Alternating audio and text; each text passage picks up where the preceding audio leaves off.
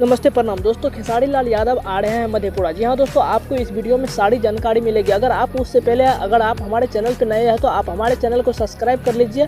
दोस्तों, खेसारी लाल यादव मधेपुरा आ रहा है 27 नवंबर 2023 में। जी हाँ दोस्तों, कल यानी कि आ रहा है खेसारी लाल यादव मधेपुरा, जो कि BN मंडल स्टेडियम में आपको देखने के लिए मिलेगा। जी हाँ दोस्तों, इसमें ये बताया जा रहा है कि ये यादव सभा होने वाला है, जो कि ये जातिगत के लिए नहीं है बल्कि नाम ही है यादव सभा। बस कि इसमें सभी लोग एकत्रित होंगे। खेसारी लाल यादव के फैन भी आएंगे, बहुत सारे फैन आएंगे। आप लोग भी आइएगा और BN मंडल स्टेडियम में आइएगा। जी हाँ दोस्तों, इस सभा में संगठित होने वाले हैं हमारे लालू यादव और तेजस्वी यादव और खेसारी लाल यादव आएंगे यहाँ पे, और पप्पू यादव, हमारे छोटे मोटे जितने भी हैं सारे सब आएंगे।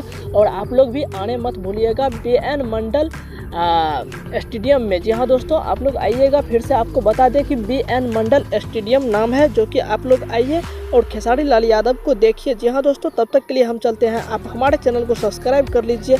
तब तक के लिए बाय बाय, जय हिंद। फिर मिलेंगे आपको हम अगले वीडियो।